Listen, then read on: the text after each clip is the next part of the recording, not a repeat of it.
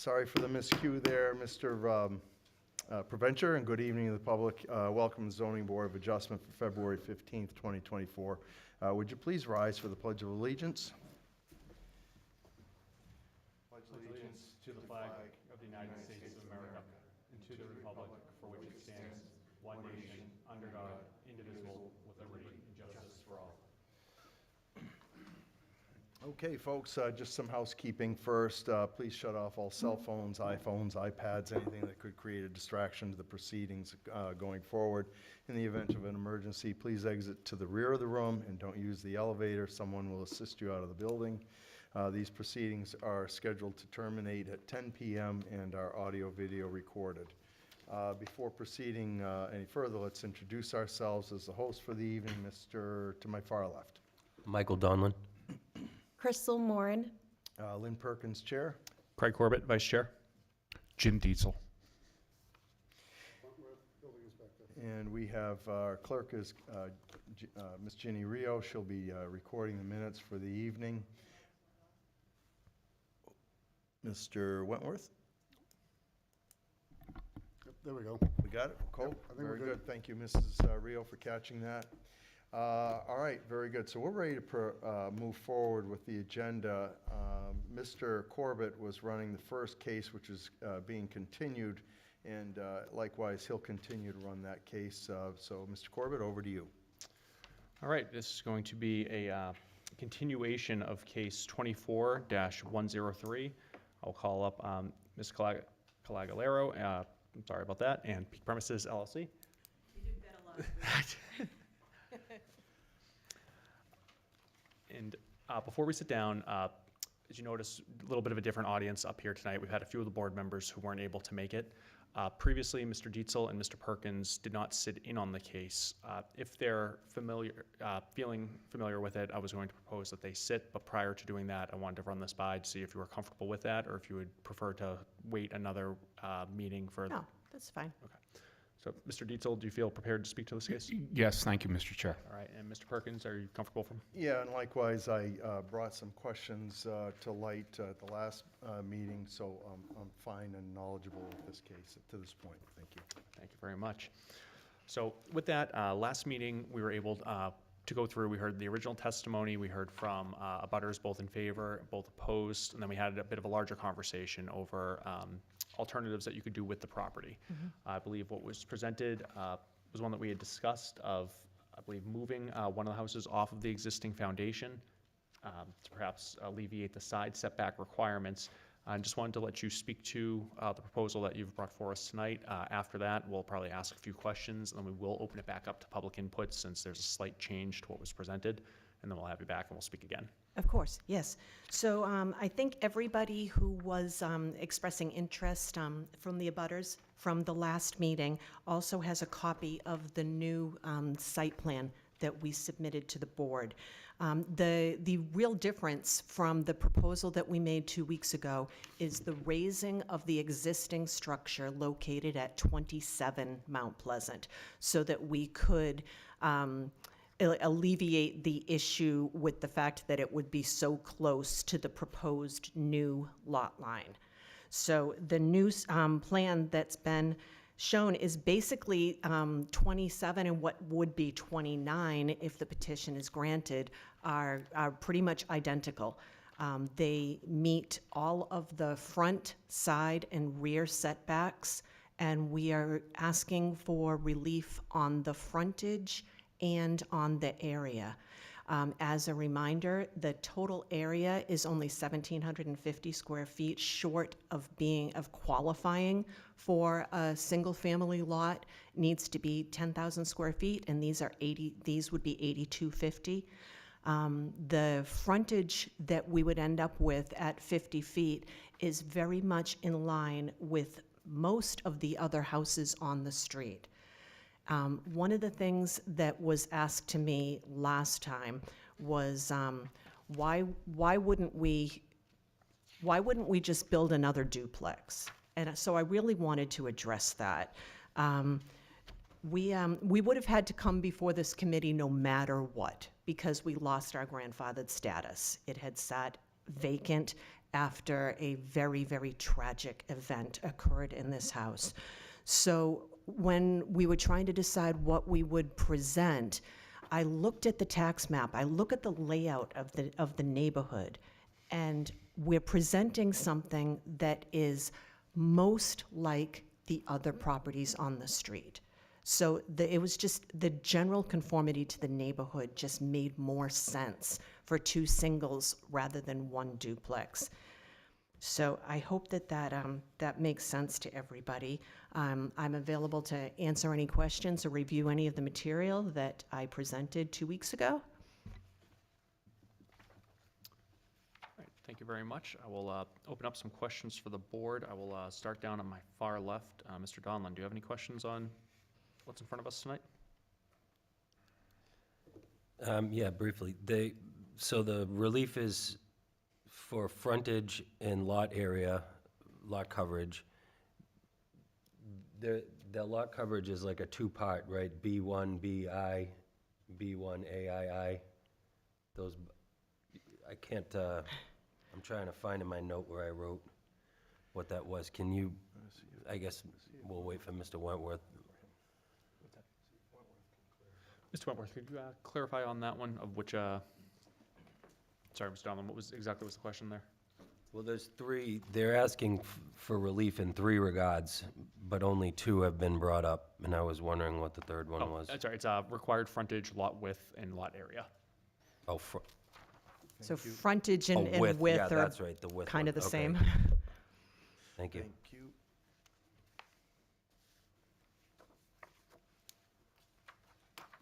That's all I got for now. Thank you. Ms. Moore? I don't right at this moment. Mr. Perkins?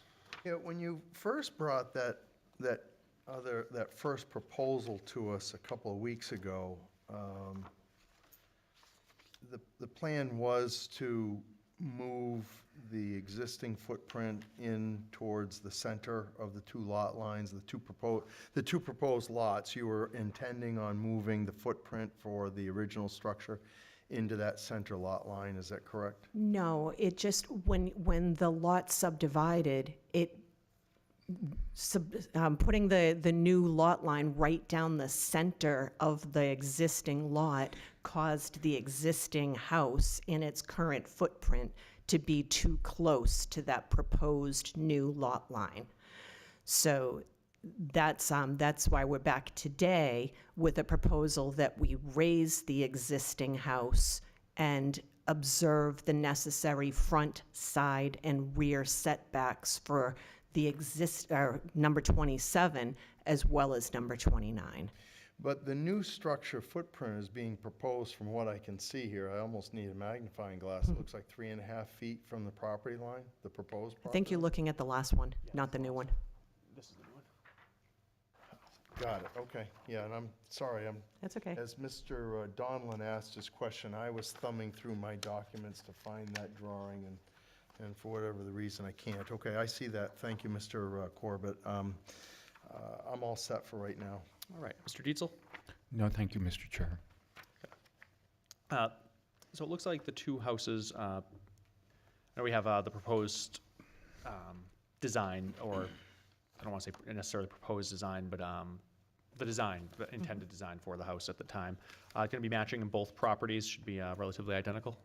Is that a safe? They'll look different. We'll probably use a similar plan, maybe a mirror image on them so that they're different. We'll use different finish materials so that they each stand alone and are unique. But, okay, otherwise same size, same Yes, areas, got it. yes. Thank you. Personally, I just say, and so before it goes much further, we start to bring up the public input again. I'm just going to skip a little ahead. Without any influence, I think it's clear which one I like more than the other, but what I want to bring to you is which of the two proposals would you like us to move forward with tonight with the vote? Cost-wise, the first proposal is most beneficial to us, but I understand that we're asking a lot for that. I would defer to the neighbors. If they prefer the second proposal, then that's the one that we go with. The house is a total loss anyway. We have to take that house down no matter what we do. I was just trying to be able to reuse the foundation. That was all I was looking to do. But it's probably just as easy to demo it, fill it in, and put a new foundation behind it to observe the setbacks and not ask for relief on that. Okay, thank you. All right, Mr. Wentworth, do you have anything to add at the moment? I know you brought you in, I talked to you beforehand, I know you're up to speed. Yeah, But as far as this, anything to add? no, I mean, the variance is pretty standard. It's a 20,000 square foot lot that they would need, and they only have the 16,000, so they're slightly short. Thank you, Mr. Wentworth. So with that, what I'd like to do is open this up for both, for the public hearing again. We'll start off for anybody in favor. We'll start with those in the room, but we'll also hear from anybody online. Anybody who's watching this at home and will wish to dial in, what we'd ask is for you to dial 646-558-8656, and your meeting ID is 323-909-140, and you'll press *9 to raise your hand. If anybody's having any technical issues, you're going to dial 845-5585, and someone will help you out.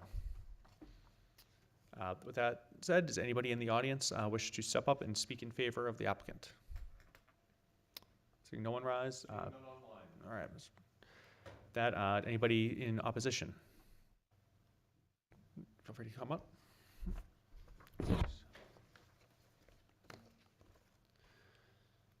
We'll just ask that you just state your name and your address into the record again for us. My name's Ross Curran, 33 Mount Pleasant Street, 2 houses down from this proposal.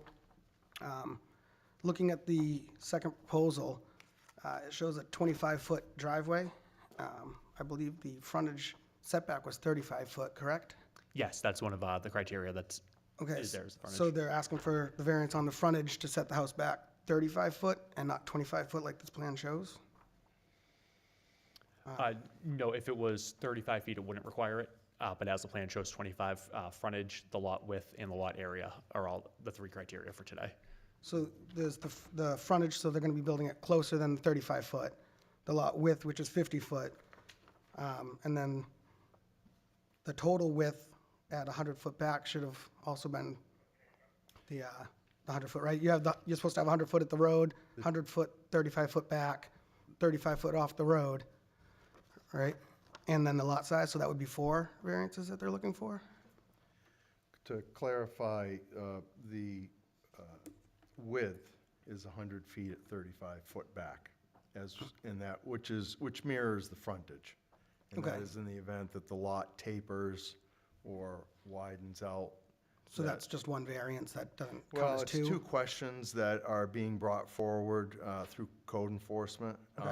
on this matter. It was 4 conflicts 2 weeks ago. Yeah. It's down to 3 now. And then you're bringing up setback, total setback. 'Cause- I don't happen to am I correct? Yeah, well, yeah, I mean, under the legend, this says 22 foot to frontage. Yeah, and I don't mean to rain on your parade, Mr. Corbett, as you're running this case. My recollection, 2 weeks ago, Mr. Mackey spoke to the averaging of setbacks Right. similar within the neighborhood. So I think all of the properties in this area are running along the same setback from the Yeah, street. we're all like maybe 10 or 12 foot off the road. Correct. So I just think, it doesn't really fall in a whole lot of harmony with this road, putting these houses another 25 foot back with a driveway in the front when every house on this road has a driveway to the side of it. To the side, understood.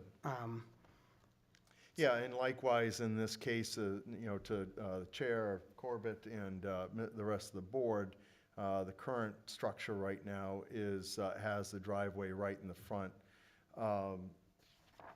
I suppose there's a valid question to be presented, which is, can these proposed structures go back any further to meet that setback? Right, I mean, I'd almost rather see them closer to the road so that it falls in line with all the other houses.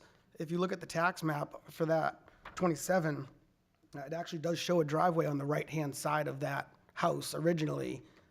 I'm assuming maybe it was taken out at some time and grassed over, but it does show a gray boxed area to the side of that house. where that driveway was, that kind of matches. This, maybe when they turned it into a two-family, put a second driveway on the front left. So so bear with me. Yep. But I think what you're indicating is in front of that blue car that's facing us, there's an opening there you're referring to as the driveway? Yeah, and if you look at the town tax maps, that actually shows a long gray box, which would look like the rest of the driveways on the tax maps. So I would assume at one time that must have been that way.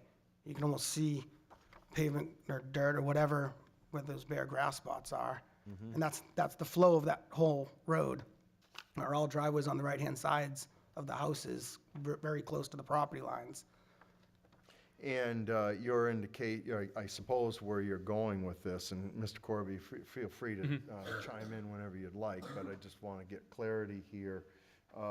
What you're looking for is, I guess, to be able to have a structure where the driveway can come down along the side, not be pushed into the front like it is currently. Yeah, I mean, the rest of the houses, I mean, you can see in this picture, are right in line, right up. I mean, I know they're close to the road, which isn't ideal, but the neighborhood's over 100 years old. Yep. That's how they were built. And I understand, by putting two lots in, it kind of falls into terms with the rest of the houses. But again, those houses were built over 100 years ago when they didn't have these Right. and setbacks. I guess with that, even if this wasn't a subdivision, if they were to rebuild the house, it would have to go back. It would be here for a variance for that. The setback requirements are no longer grandfathered in. Okay. So regardless of what was going in, we would be facing that with the setback, that the house would be further back on the property due to the current laws. You can't ask for an average setback like the rest of the houses to bring it forward? It would become for a variance like it is tonight.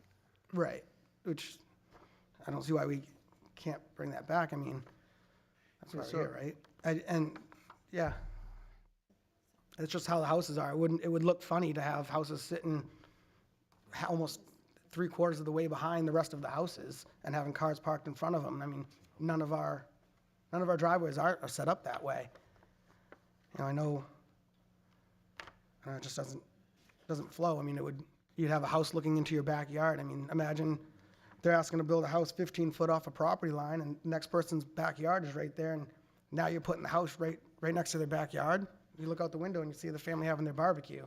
Right. Well, 15 feet is the required side setback, though, on regardless. the- So even if a larger house went in that took 15 feet off both sides, now you'd be asking to, I guess I don't really understand what the 15 feet would come in, but the driveway, I can somewhat understand to set it back, but regardless of what would go in on any property, as the town's changed with its views, it would want the new houses to start to adapt to it. They changed it for a reason. Right. And even though, like, to your point, they've been existing for 100 years, yeah, I think the average helps when requesting a setback. Yeah. But the default is to try to get it more in line with what the current laws are, not what's currently there. So in my opinion, and just an opinion for now, but 25 feet over 35 is an easier ask than 5 feet Right. over 35. Yeah. And I think it would be met with just as much scrutiny, regardless for the setback. Yeah,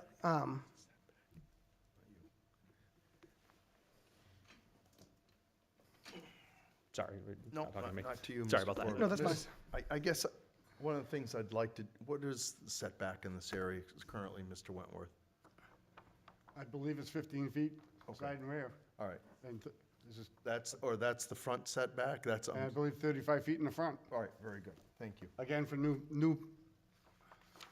Yes, 35 feet from front is what we got. yeah.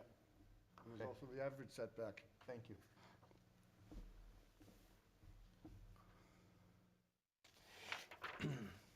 Please proceed, Mr. Corbett. I've got that.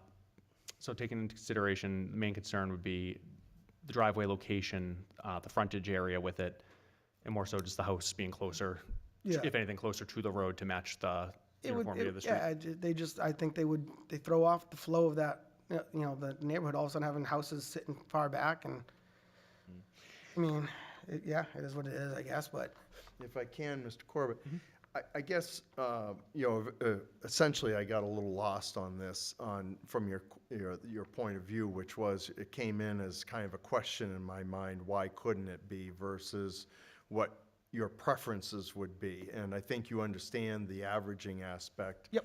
And we also understand the 35-foot setback. I don't know that we I don't know, and I would want to deliberate on this, Mr. Corbett, as to whether or not we would modify that setback if it meant approval of this project, if we modified that setback here and now versus the averaging. But I think Mr. Curran's point is that all of these homes did not have the side setback at the time they were built, which left plenty of room for a driveway to be down one side or the other and not be crammed in front of the home. Am I about yeah. right with what you're getting at, Mr. Curran? Yeah. All right. And I'm not trying to lead you, I just want to get clarity, because I think there's been a lot of, kind of around the circle speaking here, and there's other members that will benefit from this conversation either Absolutely. way. So I think, if I'm correct, do we have a total understanding that, with where you're going with this, or am I missing anything further? I think setting houses back, I mean, as it is right now, you're supposed to have 100-foot frontage on a house. So if you set a house 35 foot back, you still got quite a bit of distance on either side. They're now asking to cut that in half Right. and still set the house back. And since our houses are so close, if the house next door, if the family's out on their deck and they look over, now they've got someone staring out their window right at them. So That's not the case So right now. essentially, trying to narrow the conversation down and stay to the point, essentially is if the board thinks that we can't fit, and the applicant doesn't think we can fit a driveway to the side, then why not push the house back to meet the required setbacks that are written at this time, not the averaging? Is that about right? So it's Yes, I either think- put it to the side or push the house back and park the front, but have the 35 feet back. Right, I'd rather see them up closer and be more aligned with Street, the, yeah, to the With street. the driveway to the left or the right. Yeah, preferably to the right, like the rest of the houses. Got it.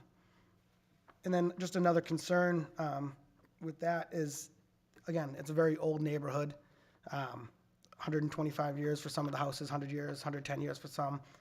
I know I have a very good idea that there's ledge on these lots.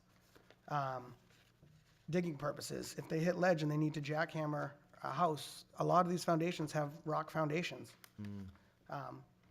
Is there, what can be done? I mean, you're gonna be 30 foot from someone's house with a jackhammer hitting the same ledge that their foundation potentially could have been built on. It's just something to keep in mind and, to think about, I guess, with that.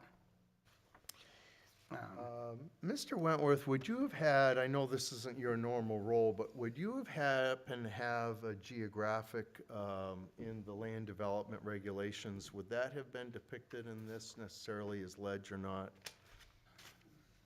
You might be able to find that on the GIS. Yeah.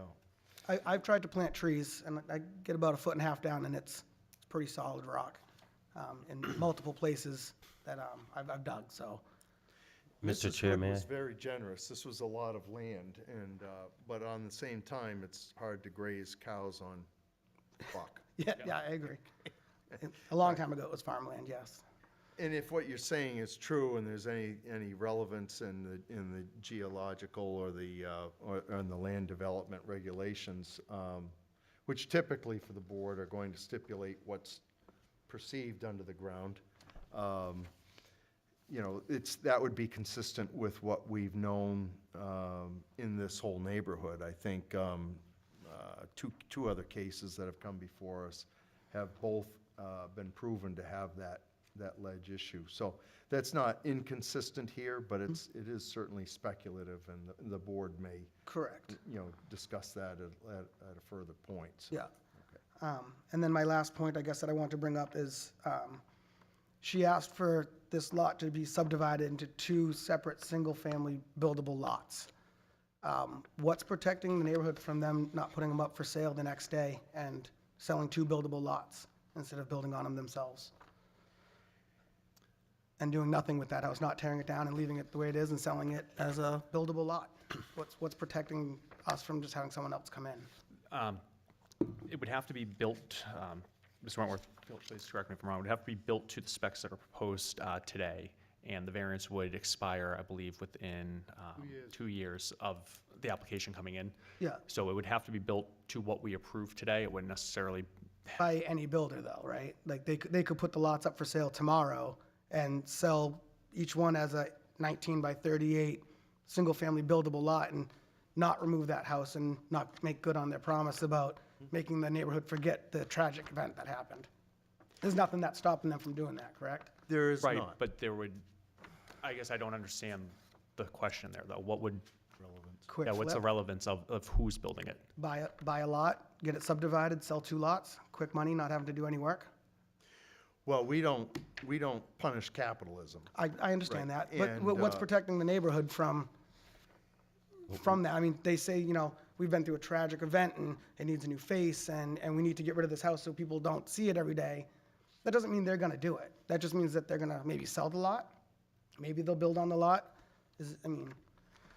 Well, the other side to understand is that this is coming to us as an entity, not necessarily as a personal possession. Okay, So we don't kid ourselves that we understand that Mrs. Colagero and her husband will not build 2 homes and then reside one in each house. Though many marriages could last a long time if that were the case. But you know, we're aware of that. And that's not necessarily relevant here as we look at the regulations pertaining to land use and what the obligations Okay. of such land use boards are. yeah, So, and we don't punish capitalism per se, but it's the footprint and not the gain that this board has to weigh out and make the decisions. okay, And it's in keeping with the neighborhood, and often one of the things that we discuss is, you know, noise and obstructions and destruction Yep. and deterioration of butters' land values. So those are always weighed out by this board and the relevance to that. right. And if they're adding the second house, if 29 gets approved, they'll obviously have to tie into the water and sewer in the road. Mount Pleasant Street is the drop-off and pickup road for Grinnell School. And between 8 to 8:30 in the morning and 2:30 to 3-ish, our road is a parking lot. You cannot drive this way from before her house all the way to Grinnell Road. I don't know what that would have to do with tying in or what, with the construction aspect of that, or I don't know if that's this board that would have to deal with that, or I don't think hopefully it would be a quick transition, but twice a day, that road is a 1-lane road only leaving, and it's very difficult to drive up it. My house being one of the ones that's greatly affected by that. No, and understood.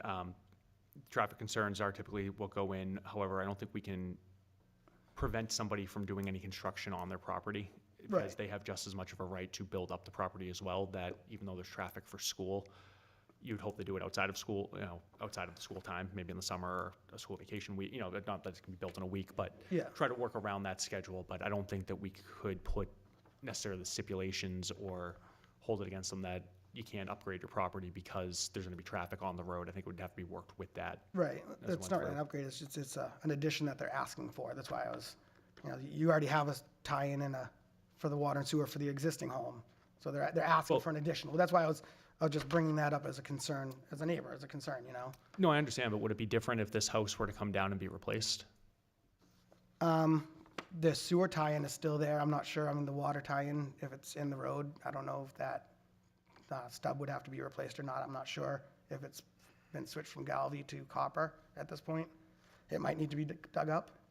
But if they were to be building on the existing foundation, you already have sewer and water going to it. And I'm not saying I like the first proposal of that. I don't. I'd rather see this than the first proposal. I'm just, you know, they already have water and sewer in there, but to add a second house, now they're digging up the road. So not to lead you, but it would be safe to say that if the proposal were to, I won't even say a 2-family, but a proposal were come in, not meeting the necessary frontage, possibly the setback requirements, but to build just the single house within that foundation, would that be a suitable solution, or? I mean, yeah, I suppose. I mean, I don't know. I don't want to say I'm dead against 2 houses. I'm not dead against it. I see a lot of concerns with, the hammering, the digging up the road, just a lot of those things in a very tight neighborhood. I mean, construction vehicles, all that stuff gonna be, it's a tight neighborhood. There's not a whole lot of room if when doing that. So it was just a concern that I had, that I don't know who to bring it up to. I've never had to do this before, so. So if I can interject here, Mr. Corbett, I suffer the same fate as I live in a neighborhood with one of the elementary schools in front of my home. And you have to time it at certain times of the morning to leave your driveway and want to get back into it in the morning as the cars just line up out of the schoolyard all the way down the street. But the timing of the construction is not our concern, and obviously the builder, the developer, whoever it is, once they coordinate with the proper channels in town, often this work is done probably in the summertime where there's not going to be any transportation issues with the pizza wagons. Yeah. But that's not the relevance of this board. And I can say to you that probably if you're going to the planning board, which this application would have to do if it moves forward as it's currently written and proposed, they don't oversee when the construction times are either. Okay. Oftentimes, the fate of that is left to the developer or the builder. And if an obstruction is going to happen, oftentimes, if there's direction, police direction, that's at the expense of the builder as well. Okay. You make a good point, however, and that is, you bring up this relevance of ledge and what's there. It would be within the board's purview to postpone or table a decision if that were a concern to any of the board members, be it Mr. Dietzel or Mr. Donlin or any of us, to reference. However, I'm not sure that necessarily exists, and again, it's not in our purview as relevant to this decision. But I just want to make sure that the board members understand what their protocols are in this matter, and taking us back to jackhammering of ledge. You certainly have that issue or concern could happen as likely as if you reposition this house as one structure. Correct, Or yep. if you put the two structures there and have to have access back and forth. I do know as a school board member that there was a water line issue going over to Grinnell. I don't know if that's been resolved. That was within the last handful of years. I do believe they dug up, I want to say maybe 6 or 8 months ago. If you look at the photo, the far car, they went across the road right there a second time Okay. and did some digging over And, there. for the applicant's benefit as well as yours, I think there's some relevance to that. Was there ledge? And there's a department there that can pick away at that information and, find out, have some fact-finding or due diligence in that regard. Yeah. Mr. Corbett, I don't mean to rain on your parade again. thank you. Just being in this position for 8 years and on the board for 11, I guess I'm a wealth of useless information. Just don't touch my gavel. I believe I got your first name. Was it Gail, last name? Ross, Right, your last name was it? Curran. Curran, I'm sorry about that. Curran. All right, and Mr. Curran, I just want to make sure I got all of the concerns so I can address them as well. Hopefully we address some of them here, we can discuss after, but it was issues, the multiple setbacks and variances, some concerns matching the uniformity of the street, concern over the potential ledge, rock foundations, and the effect it would have on the neighboring houses, the potential water and sewer connection, and the tight neighborhood for construction. Yep. Thank you. We'll make sure we touch upon them as well. Okay. We can go through. But thank you very much. If you have anything else. That should do it. All right. Thank you. Thank you. Anybody else in attendance wish to come up?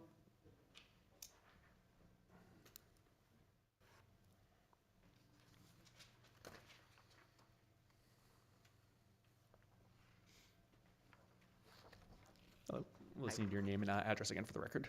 Anne Marie McCool, 25 Mount Pleasant Street. All right, Mr. Poole. I just wanted to clarify that there is ledge.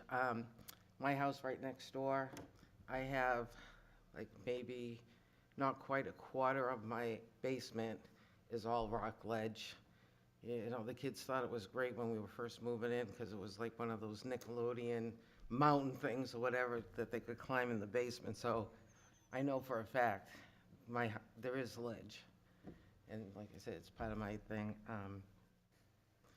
My question, I had a couple of questions too, is that my concerns are, they have those pine trees and not, when they didn't own the house, somebody else did, and they were coming in and cleaning up.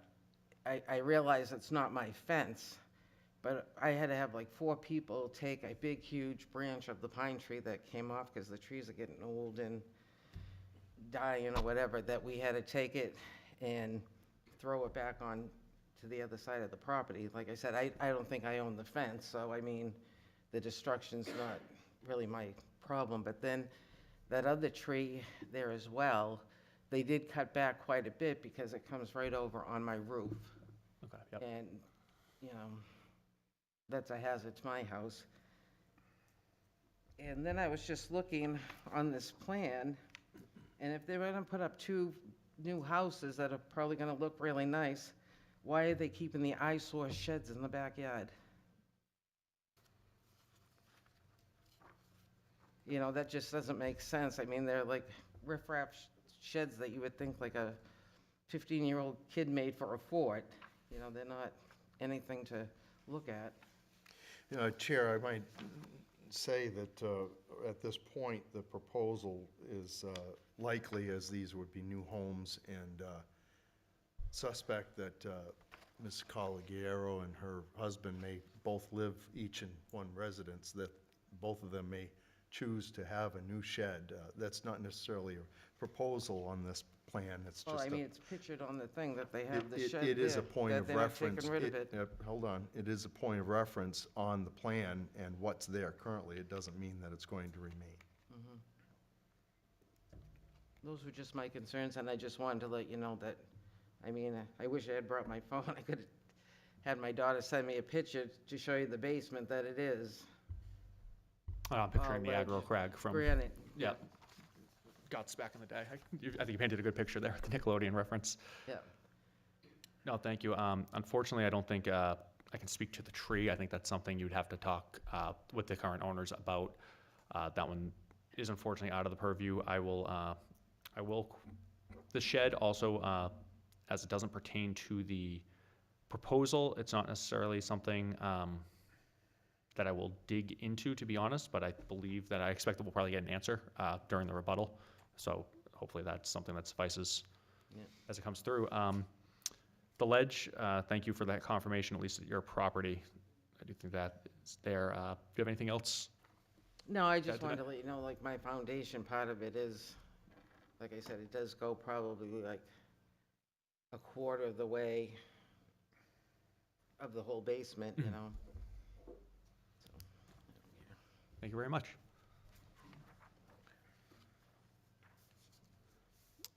Is there anybody else in the audience who wishes to speak tonight? Seeing none, rise online, Mr. Chair. All right, with that, we will allow for Ms. I don't know, I'm channeling Lynn tonight. Caligiero, please come up. Caligiero. Sorry. My grandmother's gonna slap me for this. Okay, I was taking notes, so I'm going to try and address all of the things that were brought up by the neighbors. The first one is the concern over the driveways. So the engineer that drafted this subdivision plan for me, he didn't ask where I wanted driveways, and it didn't occur to me to tell him to put them on the side.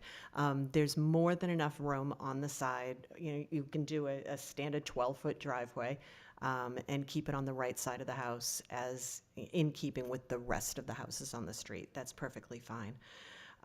Regarding the concern over resale, I would think, not that we have any intention of getting these lots subdivided and putting them on the market. Our intention is to build. But even if for some reason something happened that we had to do that, people buy a building lot to build on. They're not going to buy it and just leave it like that. That would be a considerable waste of money.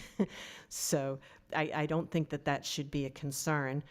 The traffic, yes, during, we want to make sure that we build during building season. Optimal building season would be the summer. We have done new construction in the winter in the past, and we don't want to do that again. It's just not fun for anybody. Ledge. Right now, in the current house that's there, there is no such rock wall in the basement of this house. So I can't say that that's going to be true to the, the north and the east, behind it and up further up the hill. But there's none in this house right now. And as we progressed in our construction process, we would evaluate whether there is ledge and consider not doing full basements. We could consider doing crawl spaces. We want to keep the construction cost effective. And having to jack out ledge is not fun. It's not cost effective. We would rather not do that. And finally, the shed. When we build beautiful homes. The houses that we have done in the town of Derry are spectacularly beautiful. And having an old rundown shed is not part of building and selling a beautiful house. So no, well, we would not keep an ugly shed. I think I caught everything that was spoken of. I think that was it that you could speak to for now. I think there were a couple of items from the board regarding the uniformity and the water and sewer connection. Do you have anything else that you would like to add for us in the meantime, prior to deliberative? Any kind of last points that you may like to make or just to establish? I don't think there's anything that I haven't yet said. If there's any more questions, I'm happy to answer, though. All right, does the board have any other questions at this time prior to making a motion for deliberative? Chair, I need a couple of minutes to digest this and take a look at it before we go into deliberation. Would you like to take a 5-minute hiatus? No, that won't be necessary. The applicant doesn't need to retreat at this time, however. You can come back up as you'll want to sit for all the rest of the, even if the hearing portion of this is over. I just want to verify, so on the proposed new structure, the side setback you're showing right now is 15.5, is that correct? Yes. Okay. Can I borrow your new proposed drawing, Mr. Corbett, just to take a look at that? I'm sorry. And is that consistent on both structures that you're projecting the 15.5 on all 4 sides? He only showed the measurement on that one side, Okay. but I believe he centered the building envelope. All right, and Mr. Wentworth, I believe you said side setbacks are 15 in this area? Correct. Very good, thank you. All right.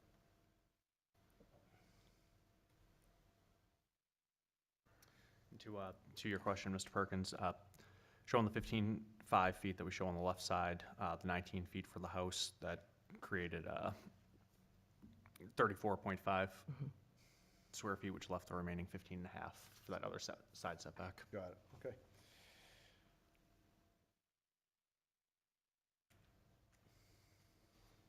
All right, I have no further considerations or questions at this time. I'm not sure about the other members of the board, but if everyone else is satisfied, I'm ready to entertain a motion for deliberation. Anybody care to either speak or to make that motion? I'll make the motion to go into deliberative session. Second. We've got a motion from Mr. Donlin, a second from Mr. Dietzel. All in favor? Aye. Aye. Aye. All right, so moved. We are now in deliberative. So we've got definitely a case in front of us tonight. So I think that at this point, before we move on, we've been spent the night leaning into the second proposal that requires the frontage, the width, and the lot size. Does anybody have an opinion versus which, as to going to the original proposal rather than this one? Or are we all in agreement of the two without the setback requirement? Well, I guess, Chair, you know, you've got, we have two proposals. I think that the second proposal is the one to focus on because if this application were to be denied, the second proposal is the improved proposal. It actually diminishes the amount of non-conforming issues. So it's more favorable to the applicant, and therefore I'm going to suggest that that would be the application that this board votes on and structures its motion to. So that's 3 criteria. If that was, I think that's what you were looking to. Correct, Kind of yes. slim down, correct? Sir. I guess I would look for a concurrence or sense from the other sitting members on this as well, before we delve into any other conversation, and that you get kind of a polling of the other 4 members of the board before we go further. I agree with that statement, Mr. Perkins. I also agree with that. Me too, Mr. Perkins. I think the second proposal is preferable. Okay. Just a matter of protocol, and Mr. Tripp is now joining us, but Mr. Tripp, if you just bear with us as we've continued to hear new criteria on this case, and Mr. Corbett has appointed other members to sit back on this case. I don't mean to take over on you, Mr. Corbett, so you can welcome to hit me with the gavel if you'd like. No, thank you. I'd rather you tell Mr. Tripp he's no longer invited rather than me. So I would suggest, I suggest, No Chair, longer that invited? Just say noted. So noted. I just suggest that we go back to the conversation and deliberation of that second application, Chair. And I agree as well. I think to the points you said, less variances required. Discussing over the last 2 weeks, I think it's the one that we should be moving forward with. So with that, you know, looking it over, the way I look at it, we've got a property, it's in a medium-high density residential district. You know, a few of the items. So Mr. Wentworth stated, you know, each property needed to be 10,000 square feet. We're looking at 8,750. So we're looking at about, 1,250 square feet per, that we're down 100 feet of street frontage, you know, also being marked down to the 25. And then the variance to allow the property to be subdivided into the 2 single-family lots. I am admittedly a little stuck overall. I think while the property did lose the 2-family status, you know, you have a property that's been existing for however long in that status, that's, you know, has had 2 families historically. To just rebuild, you know, on the lot size with just 1 house, I think starts to dwarf the rest of the neighborhood. It feels like now a much larger property, just a single family located in the middle, or giving the appearance, if it was on the existing foundation, of, you know, thousands of square footage that's just kind of empty in between the houses.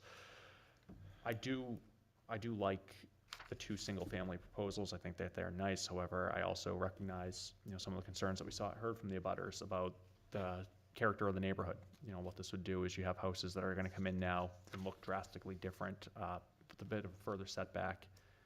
Happy to hear that the driveways could be moved in either direction to kind of get some of that uniformity, but I think that's the point. Prior to moving into any of the other concerns, I'd just like to kick off to the board to get some more thoughts on. Anybody feel free to speak. Mr. Dietzel. Yeah, I have the same concerns you do about changing the nature of the neighborhood and everything. But on the other hand, that's progress. Things change over the years. these houses, as the gentleman pointed out, are 100 years old. Well, things aren't going to stay the same for the next 100 years. And certainly the concern about the noise to the neighborhood, it's clear to all that the existing structure has to come down.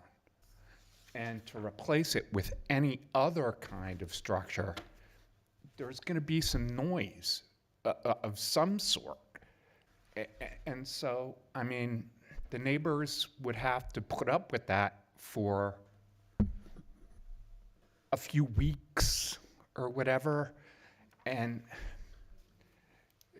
as the applicant said, if we don't go along with her proposal, there's really nothing to be done with this particular piece of land. So I don't like, I think the ordinance, as far as setbacks on either side or whatever, has a purpose. And so I'm hesitant to allow a variance. Otherwise, why do we even have the ordinance? But overall, if I'm weighing yes or no, I'm leaning toward the applicant's point of view, I think. I think I'm going to speak to Mr. Dietzel's comments, and that is that, and I've asked this question prior, 2 weeks ago, which was the idea of why not rebuild a duplex there. I understand the removal of the right to have a duplex there, but and the noise is going to happen either way. The construction is going to happen, but it doesn't necessarily mean that following the applicant's lead on this, as Mr. Dietzel's suggesting, is the best course of action when what was there can be replaced by asking this board for that relief. The board is not beyond understanding hardship. The board has favored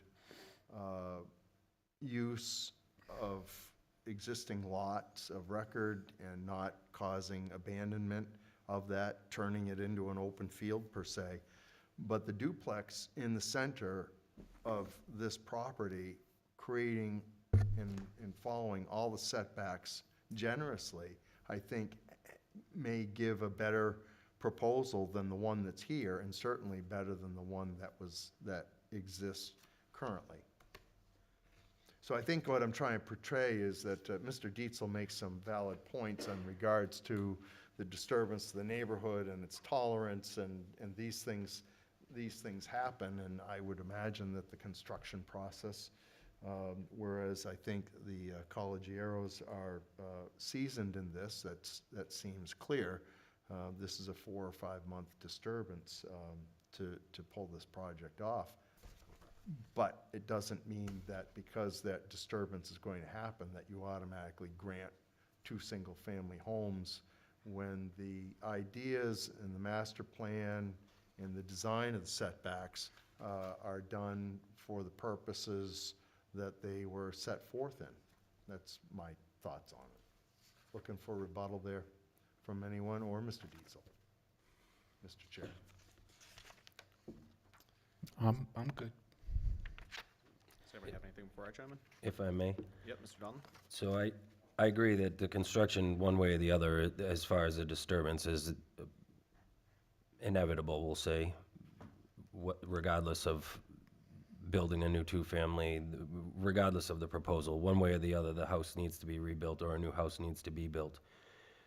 My mind, as far as the foundation goes with the concerns to the ledge, is, again, the same thing, I guess, notwithstanding if you rebuilt on this existing foundation, which is not one of the proposals in front of us right now, certainly not the one we're about to vote on. So if let's just assume that, let's say that this was denied, and then they were to build a single-family house, you'd still have that same issue with the ledge, and the same, to the applicant's testimony, the same cost-effective solution would probably come into play, whereas if you can't legitimately dig a foundation hole, it's not gonna be cost-effective to blast a foundation hole, so that likely isn't, or hammer it, as it were, because it's close proximity, is probably not likely to happen in any major way.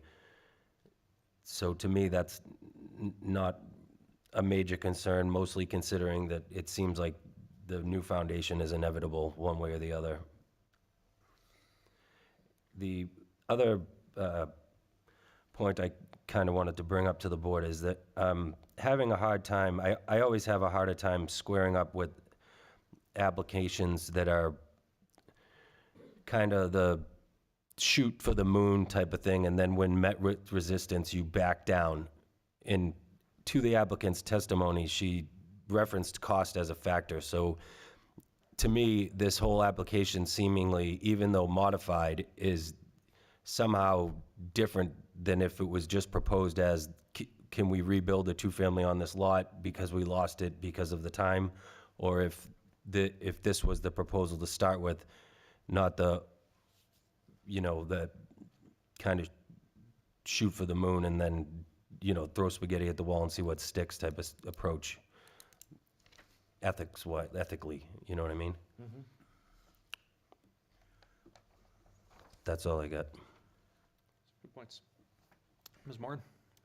I am struggling a little bit with finding the spirit of the ordinance because it was made to help with the overcrowding, and it's essentially they're asking for that.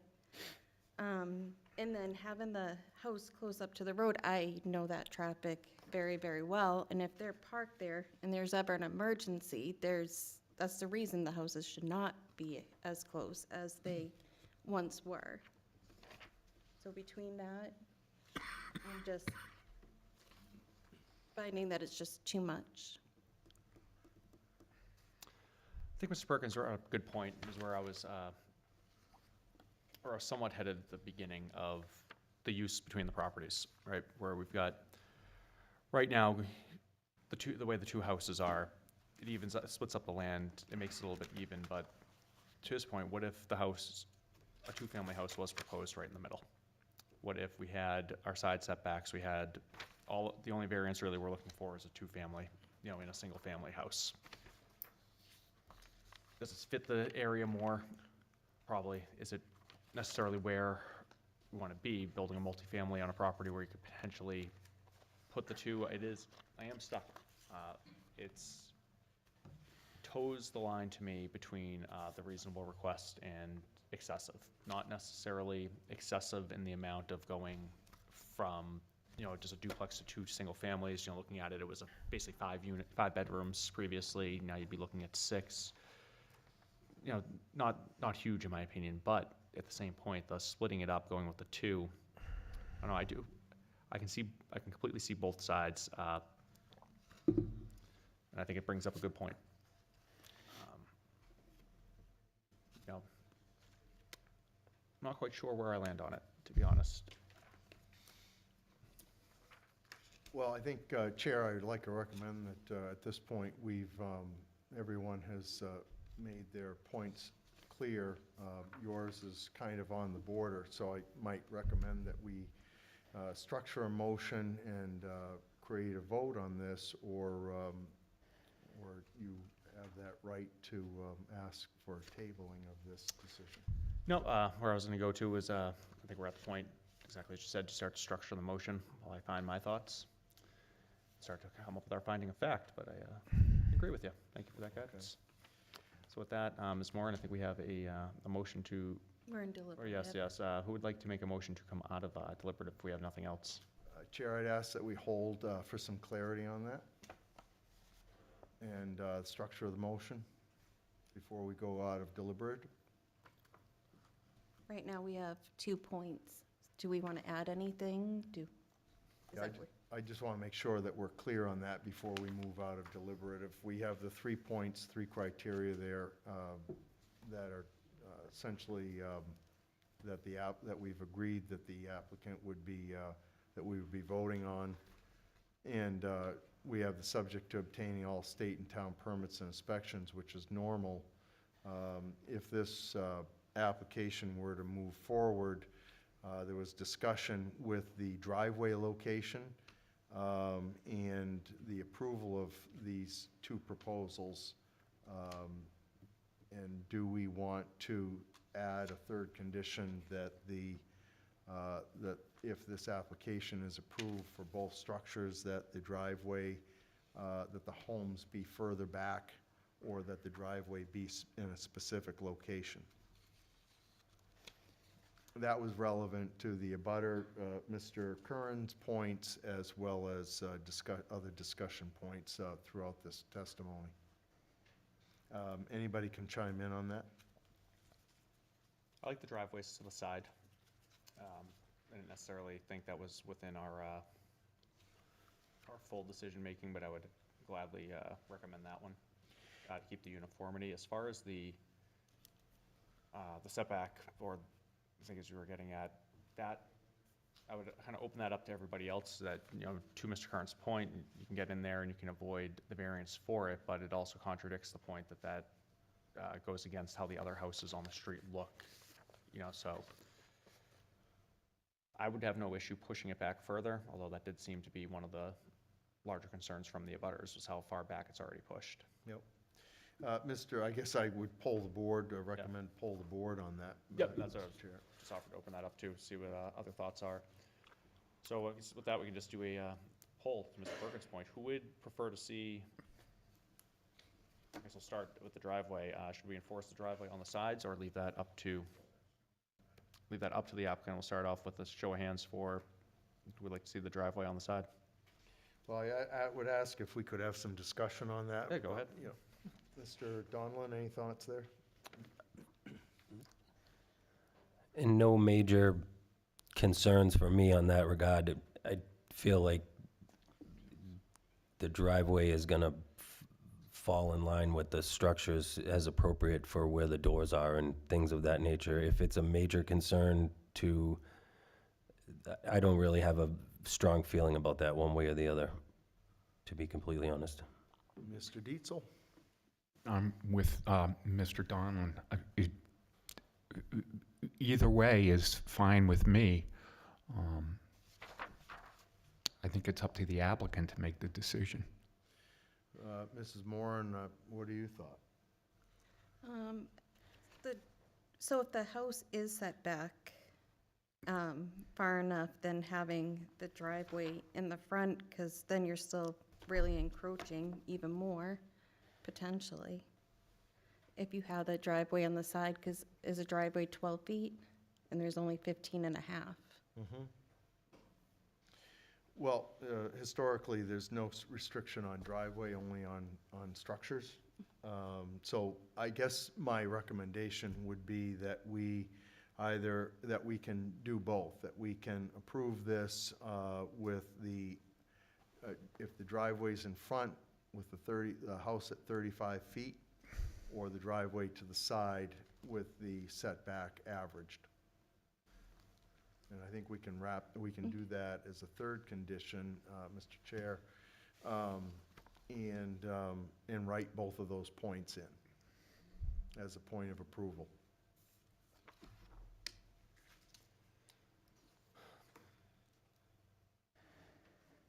I thought Ms. Moran brought up a good point with the safety issue, you know, as far as averaging it out.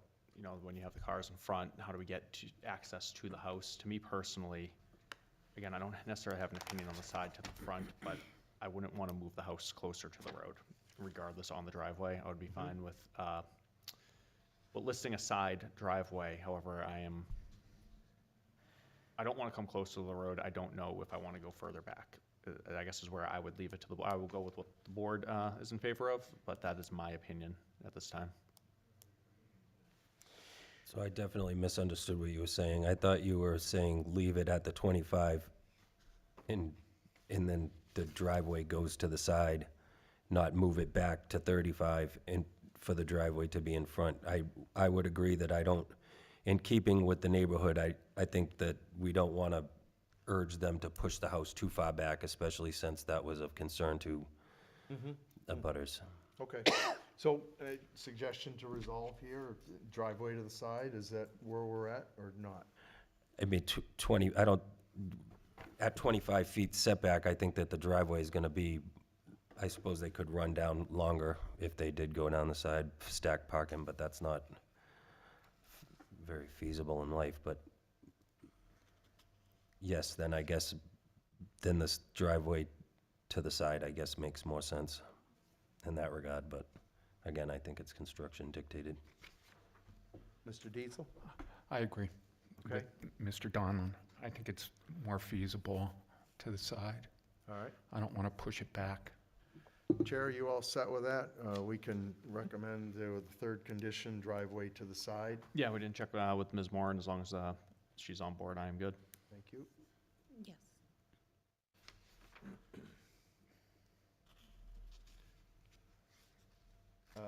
I think I'd like to have it phrased as driveway to either side of structure. Fair enough? Other than that, I think I'm all set to come out of deliberative, Chair. Do we have a second, or anybody else have a thought before seconding that motion? I'll second it. Mr. Donlin with a second. All in favor of leaving deliberation? If I could, Chair, it was my, because I was the one orchestrating the third condition, I was just wanting to give the signal to the board that I was all set moving forward.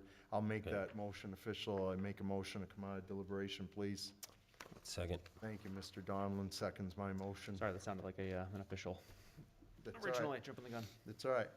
This takes me back many years when I'm not running a meeting, so you're all set? I am good, Mr. Chair, or Mr. Thank you. All in favor? Aye. Aye. All right. Ms. Moran, we have a motion. I do, thank you. I make a motion on case number 24-103, Lynn Calagero, owner Peak Premises LLC, to grant a variance to the terms of Article 6, Sections 165-45.b.1.a.ii and 165-45.b.1.b.i and 165-45.b.1.c.i of the Town of Derry zoning ordinance to allow the property to be subdivided into 2 single-family building lots, which will have less than the required frontage, lot width, and lot area at 27 Mount Pleasant Street, parcel ID 32054, zoned MHDR, as presented with the following conditions. We have 3. 1, subject to obtaining all state and town permits and inspections. 2, subject to planning board subdivision approval. 3, driveway to either side of the driveway is to be either side of the structure, and that concludes the reading of the motion. I need a second. I'll second. A second by Mr. Perkins. Thank you, Ms. Moran. With that, we'll now introduce the finding of fact for case 24-103. Should be noted that the board also includes all facts found in the meeting minutes for the application and will incorporate all meeting minutes into its finding of facts and decisions. With that said, the board found that the property is located in the medium-high density residential zoning district. 10,000 square feet and 100 feet of street frontage are required for properties serviced by municipal water and sewer. The applicant is requesting a variance to allow the property to be subdivided into 2 single-family building lots, and relief is sought for lot size, frontage requirements, and lot area. And that concludes my finding of fact. Does anybody have anything to add or to clarify? I have no amendments to the finding of fact, Chair. No amendments, Chair. Thank you. Agreed. None, Mr. Chair. So with that, I will take this to a vote. I will start to my right and then go all the way down to the far left and continue right. Point of order, Chair, motion to move for a vote. Oh, sorry, please. motion to move for a vote. Aye. All in favor? All, I'll second it. So with that, we'll now move to the vote. And this, as I said, I'll start off with Mr. Dietzel to my right. Yes. Mr. Donlin? Mr. Chair, I'm gonna vote no. I think that a lack of due diligence on the property prior to purchase doesn't establish an unnecessary hardship, as well as the proposal is unreasonable as the relief in multiple variances. Thank you. Ms. Moran? Chair, I'm also voting no. I agree with Mr. Donnellan on the self-created hardship, and I believe it's not following the spirit of the ordinance as well.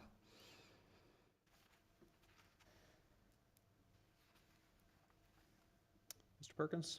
Yeah, Chair, I'm going to vote no as well. I believe that the applicant could retrieve the amount of rooms and habitable space in a duplex without asking for relief in so many different areas. We understand the makeup of the neighborhood and the loss that's on this parcel, so I'm having a hard time with the hardship aspect of it and the substantial justice as well.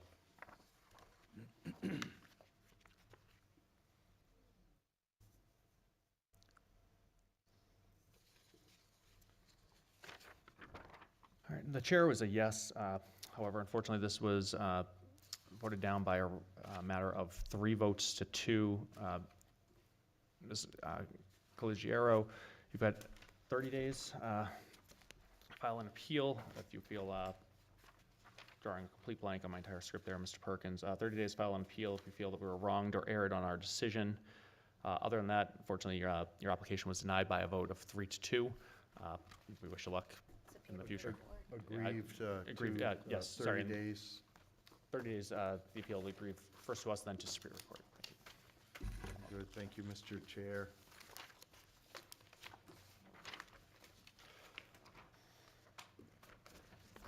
All right, next applicant is Lori L. Dempsey. That is case number 24-104. Mr. Dietzel, would you please sit for this case, and Mr. Tripp is returned, and Mr. Donlin will have you sit for the last case of the evening as the 5th. Yes, sir. Very good, thank you. Mr. Dietzel, you all set for that? Yes, sir. All right, very good. We'll call up next case, which is Lori L. Dempsey, case number 24-104. Greetings to you, Ms. Dempsey, and you are here for a special, equitable waiver. And we see so few of these. What was that again? I'm sorry. I said, we see so few of these. Oh, Your protocol is to read the application to us as you presented it. All right? You have your application with you? yes, I do. Okay, very good. I think you saw how the last case went and the protocols, and these will be similar, but your different application, obviously. So, you want me to read the question too? We usually, the cover page is adequate, and then the criteria that you've written in, and the question, yes. You're answering to the question, so it would be fine to frame the question. Okay, so as far as the discovery of the structure, Mr. Mackey came to the door saying that he had driven by and noticed the structure there. And as far as the violation was not an outcome of ignorance, we were going to put up a framed carport in the driveway to house a car and a box truck. And the box truck has to be cleaned off during the wintertime, and we had no other place to put it. So the carport we were going to get, we didn't want to get the ones that were going to flip over in the wind and crush with the weight of the snow, because I had a similar one in the yard that happened to. And so we ended up deciding to create the structure out of wood with a metal roof so that it would withstand the winds that we get in the driveway.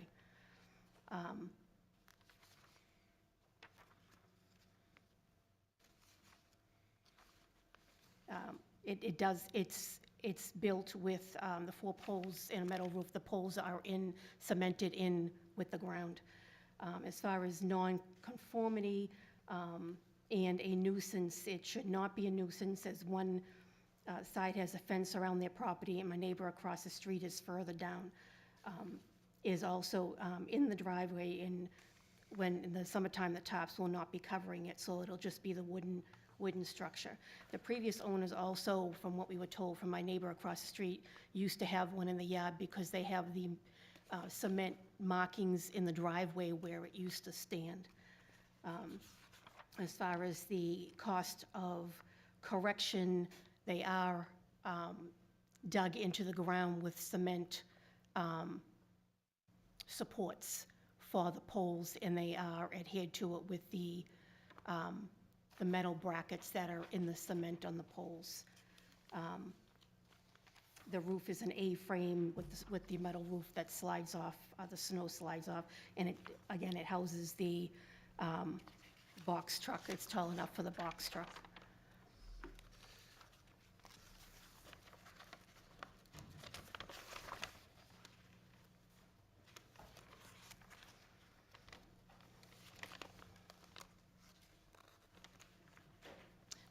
Also, the reason that we are here is because the structure is 32 feet from the road, not 35. Okay.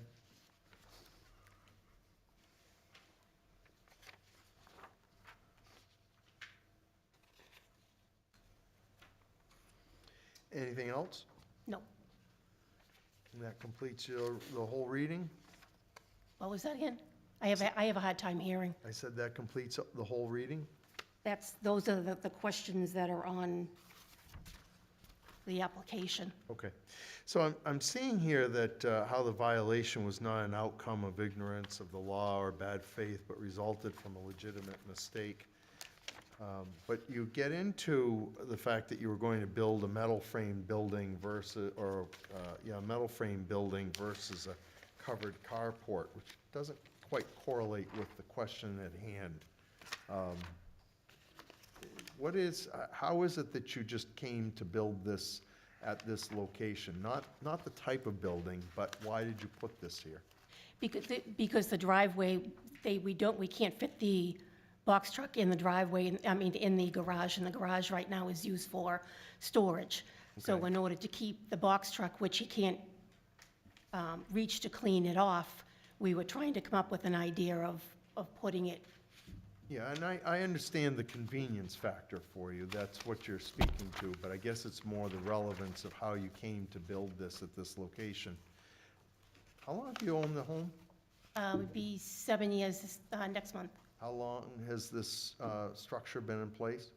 Just maybe a month and a half. Okay. And what led you to put it in this one spot? Is it Because the footings? That's normally like where we would park. It's where those blocks are right now in the driveway is where it is. So it's up against a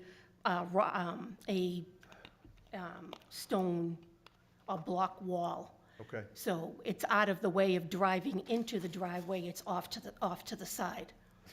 let's see. And it's wood, Yep, and the only thing that's metal is the roof. right. Anybody else? Mr. Dietzel, Mr. Corbett? Couple Mr. questions. Corbett, please. Ms. Dempsey, 2 questions for you, at least to start. Is the current carport, did you put the structures within the markings that you saw is within the same footprint, the best you can tell, or is it moved from there at all? The one that they had must have been wider because the cement that they have in the driveway goes beyond, up against where we have the retaining wall. So it would like take up that whole, basically it would have been like that whole section. Okay. And then my second question, is it facing horizontally as the way your house runs, or facing out towards the road? The entrance into the carport is, so when you drive into the driveway, you just take a left and we back it in. Okay. I guess just the third question, even though I said only 2, just looking at the property, this picture, how close is it to, I can see where the driveway ends with the front yard where this tree is. How close to the grass does it come out? I believe it borders right on where the grass the grass border is. Okay, and the back one? And then the hot top in the driveway. Okay. Thank you. Anybody else? Mr. Dietzel? No, thanks, Mrs. Mr. Moran? Chair. No, I had the same question of where it was previously and now. Okay, and Mr. Donlin? I do not have any questions, Mr. Chair. Okay, good enough. Did you build this on the existing piers? Not the, I don't, well, he ended up digging holes into the ground and put cement in them. So the ones that were there were not dug in deep. They were more superficial, I guess you could say. They weren't deep enough to hold the four corners. Okay. You thought it would tip over or something? Well, we didn't, we put it in there so that it would not, it would be I stable. understand, but the footings that were there, you were concerned they were not strong enough Oh, for the yes, structure? correct, yes. Okay.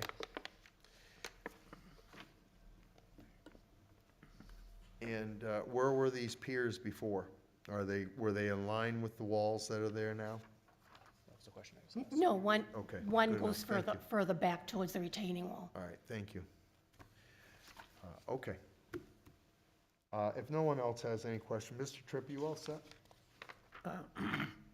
Sure. You are? Okay, good enough. All right. Let's, Mr. Wentworth, anything from, on your side? I know you're filling in for Mr. Mackey, but, Yeah, no, it's pretty straightforward. okay. All right, so let's go to public, and we're gonna get some public input, okay? And you'll have an opportunity to rebut anything that anyone happens to say, good or bad, okay? All right, we have some phone numbers up there. We're gonna make a call to public. Anybody who wishes to speak in favor of this application, this is your opportunity to come forward. Seeing no gestures there, we have some phone numbers up on the screen for anybody who is remote that would like to call in this matter. The phone number is 646-558-8656. At the prompting, please enter the meeting ID number 323-909-140. In the event that you're having a technical problem getting in, you may call phone number 845-5585. The clerk will help get you into the meeting. How do you raise your hand? And you raise your hand by pressing *9. Thank you, Mr. Corbett. You're doing well. Learned a lot on this one. All right, good enough. So seeing no one rise here in the room, anybody who is opposed to this application, this would be your opportunity to come forward and have your thoughts expressed on it. Again, seeing no one rise here. Anybody out there, Mr. Preventure? Seeing none rise at this time, Mr. Chair. All right, very good. Well, we'll consider ourselves that we've met the statute for protocols on public input then. Anybody have any last thoughts for Mrs. Dempsey in this regards, or Mrs. Dempsey, you have any last thoughts you'd like to express to the board before we make a decision? No. Okay, Mr. Tripp? So it appears you're just replacing a previously existing structure in kind. Is that true? Yeah, what was that again? It appears that you're just replacing a previously existing structure. We were told there was one there before. When I bought the house, there was no structure there. Right, so you did not have to demo it. Well, no. All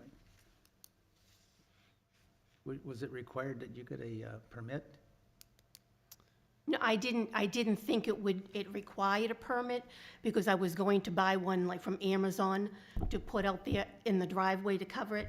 But not knowing what it looked like and what it was made of, I didn't want to go to the expense and have it collapse with the weight of the snow or blow that section of the driveway when the wind blows, because it's in between. It blows almost like a hurricane. So anything that was put there that wasn't properly secured good enough would have blown away. I had the same thing happen in the yard when I had one put in there, and one morning it was blown over, and after writing it, which wasn't easy to do. And then it ended up collapsing with the snow because the metal frame was not strong enough to withstand the heavy snow that we get. Well, thank you. Okay, all set, Mr. Tripp? I'd like to clarify Yes. based off that, Mr. Perkins. I'm sorry again? I just want to have a clarifying Right. question based off that. Ms. Dempsey, so just that last point, you had mentioned you guys, you had tried a metal one on the lawn previously. You mentioned it blew over and it collapsed. So you tried with one of these basically store-bought structures previously before you guys Correct. went to this one. Thank you. Okay, very good. Thank you for the clarity, Mr. Corbett. At this point, we've satisfied all the criteria for the meeting, this hearing, and we can take a motion to go into deliberation. I'll make that motion. Thank you. Could I have a second, please? I'll second it. Mrs. Moran seconds the motion for deliberation. Everybody in favor of deliberation, say aye. Aye. Aye. Any opposed? Hearing none, we're in deliberation. Mr. Corbett, you wish to lead? Yeah, it feels somewhat similar to the shed cases I feel that we get. I've seen, my neighbors have had some of the metal ones. I've seen the damage that it can cause as storms blow through. I can understand, I don't necessarily want to call it a mistake. I don't know how I want to describe it. I can understand the thought process of putting up a more sound structure after you deal with something like that, seeing the footprints in place already and, you know, just moving forward. I think I can understand it.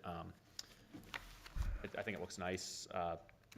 I don't necessarily like the, no offense, the bags holding it up. I understand why they're there now, but I think it looks nicer than a metal one that would likely be allowed. Looking at the, you know, the question I asked about where it was in the property, the way the driveway is cut, I think is why there's that 3-foot difference. If the driveway was back a little bit further, you know, we wouldn't be worried about the front line. So to me, it's pretty straightforward. I don't necessarily have an issue with it. Okay.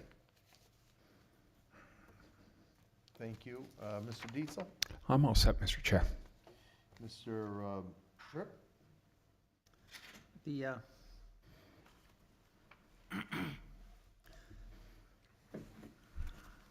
I do find it interesting that it was put in the setback, but then, you know, once it was explained that the previous building had been in a setback, then I guess there was an expectation that it was okay. So there's not really much we can do about that. So, Okay. Mrs. Moran, any thoughts? I have one. In her proposal, she included that the house had a metal roof, and I know from personal experience, having the snow come down, so I understand why she doesn't want anything parked right directly in front of it. It's not safe. Okay. All right, very good. Well, if there's nothing else, we can come out of deliberation, I think. so moved. Hopefully, We don't want to add anything to the motion. Diesel, remember? You and your so moved. He's walking like the guy in Men in Black when the alien takes him over. I can't hear you. You don't want to. we have to postpone because Mr. Dietzel is sitting on this case and he just left. All right, okay. So, I've never seen that happen before, but yeah, we'll take did he, a couple of minutes and Mr. Provencher, Cut to the music video. All right. we'll take a couple of minute break. No, just hang on a minute. Sure. Can we play the Jeopardy music?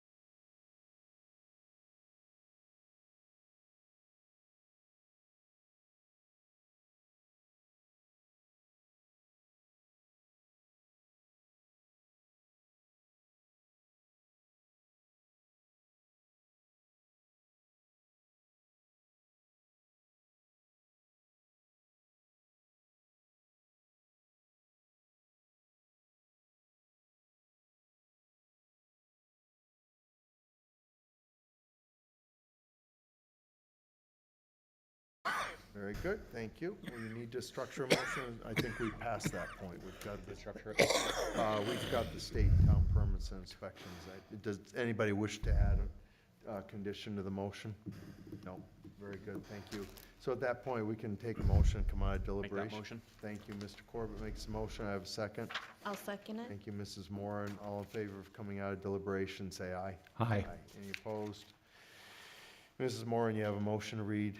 I do, thank you. I make a motion on case number 24-104, Lori L. Dempsey, to grant equitable waiver to the terms of Article 6, Section 165-47.b.4 of the Town of Derry zoning ordinance to allow the recently constructed carport to remain less than 35 feet from the property line at 1 Town Drive, parcel ID 01024-001, zoned LMDR, as presented with the following conditions. We have one, subject to obtaining all state and town permits and inspections, and that concludes the reading of the motion. I need a second, please.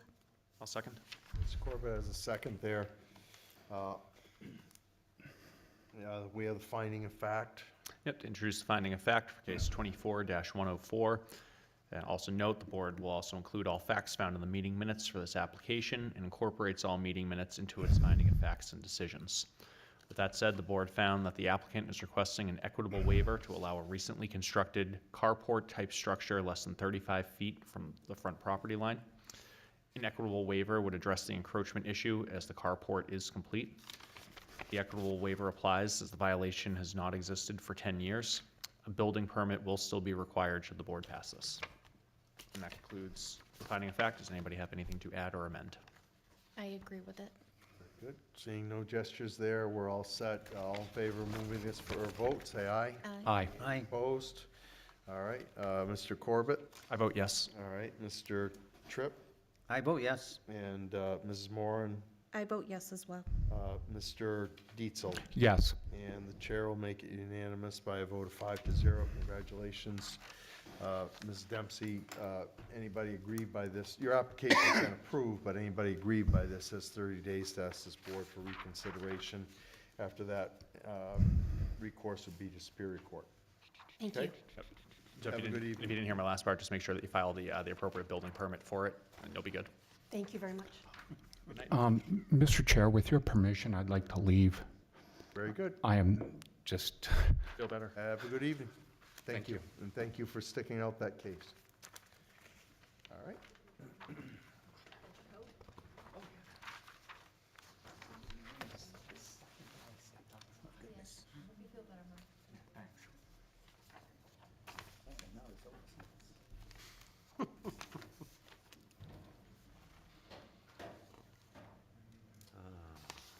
All right, next case up is Sean Moreau.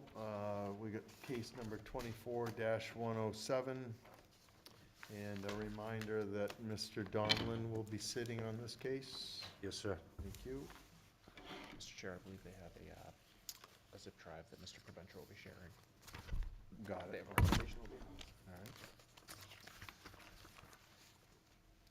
Good evening, gentlemen.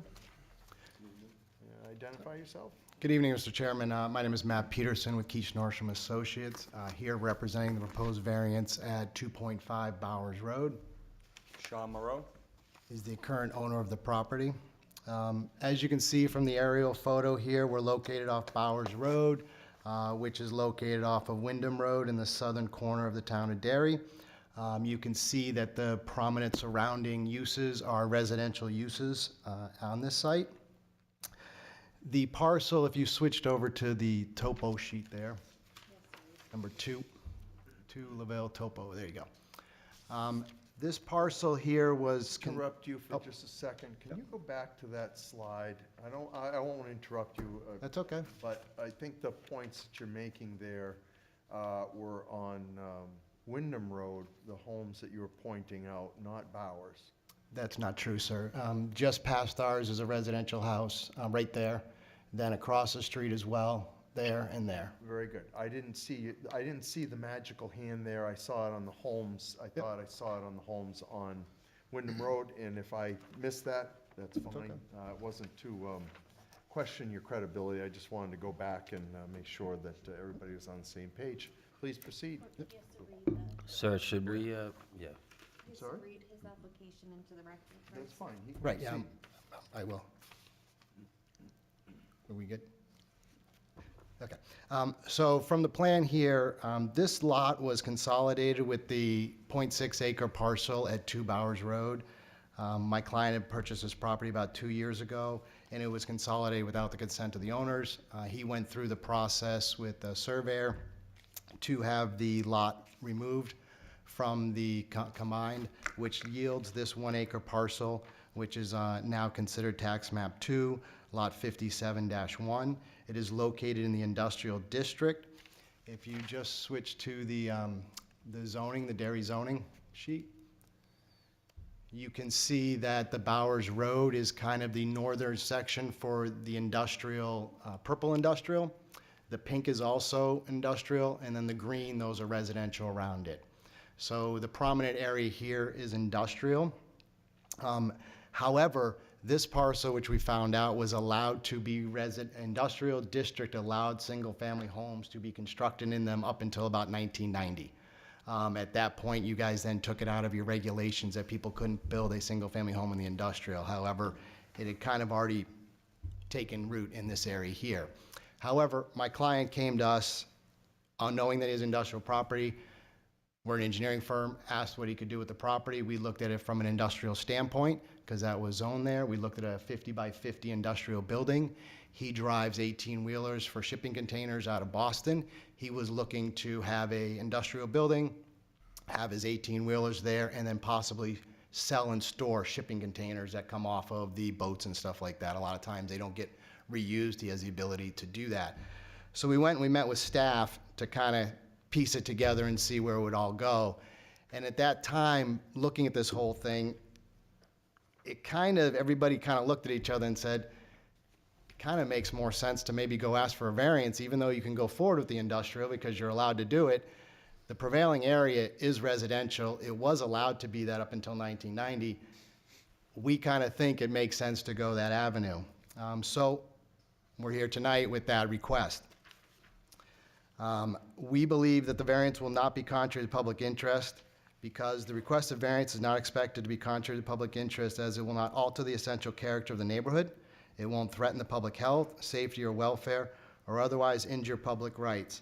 The subject parcel is surrounded by residential uses, several of which are also located entirely within an industrial zoning district, and those are map 2, lot 56, lot 57, lot 59, and lot 63.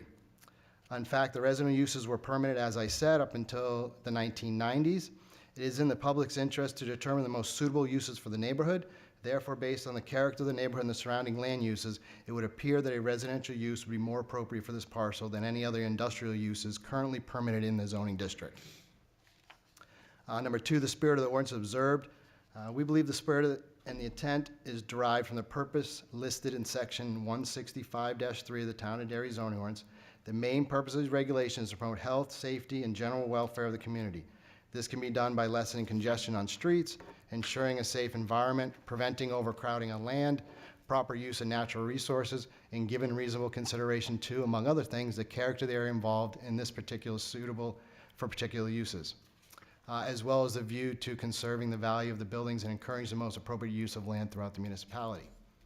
In order to select the most appropriate use for this property, a neighborhood and abutting parcels must be evaluated to determine what uses will be complementary and consistent with the essential character. The neighborhood here is largely residential in nature. The subject parcel is surrounded by residential uses. Several of which are also located entirely in the industrial district. As stated before, those are map 2, lots 56, 57, 59, and 63. Therefore, a residential use is consistent with the character of the neighborhood and thereby aligns with the above-mentioned purpose and spirit of the ordinance. Substantial justice is done. Substantial justice is defined as fair and proper administration of laws. If granting the variance would allow relief of a reasonable request by the applicant while not adversely impacting the general public, then substantial justice is done. The applicant is proposing a residential use in a largely residential area that is consistent with the essential character of the surrounding properties. This reasonable request is not expected to adversely impact the public. Therefore, substantial justice would be done by granting the variance. The values of surrounding properties are not diminished. The proposed residential use is consistent with the essential character of surrounding areas. Adding a residential home to a largely residential neighborhood is not expected to negatively impact the value of surrounding properties. Whereas I would offer that building an industrial building as right might actually be a use that might bring down the values of some of the residential houses in that area. Number 5, literal enforcement of the provision of the ordinance will result in an unnecessary hardship. For this purpose of the paragraph, unnecessary hardship means that owing to the special conditions of the property that distinguish it from other property in the area, no fair and substantial relationship exists between the general public purpose of the ordinance provisions and the specific application of that provision to the property. Regulations are always being modified and updated based on varying needs and goals of the community. Some of these changes may have unforeseen impacts in the future. For example, an industrial zone permitting residential uses within the district until the 1990s. Therefore, many parcels within the zone were developed with residential homes.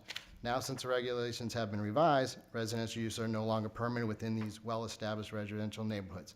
The current permanent uses may not accurately reflect an area's actual character. This is the case for the subject parcel. The surrounding neighborhood is largely residential, yet residential uses are no longer permitted in the zone. However, it appears that the proposed residential use is a more appropriate use for the property based on the character of the surrounding areas. And then lastly, the proposed use is a reasonable one. Proposed use is a reasonable one. The applicant is seeking to construct a resident home on parcels surrounded by similar uses. Several of the abutting properties in the industrial district already have residential homes on them. Again, due to the fact that this was allowed up until the 1990s. The subject parcel has historically been residential in nature, as it was previously merged with Lot 57, whose use has been residential use since the 1960s. The proposed use is consistent with the essential character and therefore developing the parcel in this manner is a reasonable one. Those would be my arguments, Mr. Chairman. I can go into specific questions that the board may have or not at this time. Thank you for your time. Yeah, can you review for us the whole merger thing and when that happened and the mechanics to that, please? Yep. So the property was purchased in November of 2022, and over that next year there, he had gone through the process of having that brought back. My understanding is he came in front of this board to do that as well. That is what he had stated here earlier, so. Yeah. You came before this board for this lot merger? Yes, Bob Mackey was here, George, the site planner, was here. There was another lady that was running the Might have thing been, back okay. there. That wasn't this It might have been board. planning board then. He probably had to do it. I apologize, I thought it was here, I apologize. Same room. Same. Okay, my mistake, it was a little bit ago. So that was 2023 that they went through that and took care of that process. That you had the lots merged? Had them unmerged. Unmerged, they were I see. merged involuntarily, and they unmerged them. How did they merge them prior? Or how were they merged? That was done, I mean, there's a lot of properties, and it's from the 1980s to about 2010, that if you had the same owner, they just, on your tax map, they merged it on you This was without a forced merger. There you go. I understand, and this was an issue within the state as well, that those mergers could be reversed. I understand. We fixed that. You did. Good job. Thank you, Representative Tripp. All right, now I'm sorry again? Here, take Oh, mine. sure. Yeah, I'll take yours if you like. Thank you. Okay, now I understand what's going on there. Could you go back, sorry, Mr. Venture, could you go back to number 1 for me quickly? Just wanted to look at that. So just wanted to double check my understanding, and I should know this off the top of my head, but Bowers, and I think this is Lynn's original question, and I apologize what you led off with, but half of Bowers, one half of the street is residential, one half is zoned industrial. Am I looking at this correctly? Correct. Well, It's I'll let the it go to the beginning. zoning. With the industrial, yeah. So Right, see right, that just pink- this general area. That pink, yeah, there you go. The pink is not, that's still industrial as well. Got it, thank you. The pink is industrial as well? Okay. And primarily, we're talking about the gray color there. We're talking where the R is in Bowers Road. Yes. Yep, right there, yep. Got it. All right, so the lot has been cleared. That was the Cleared and trucking leveled. shipping experiment? Is that what you were doing there? Did you clear the lot? I did some landscaping. I was told that I could take down the trees Yeah. and stump it.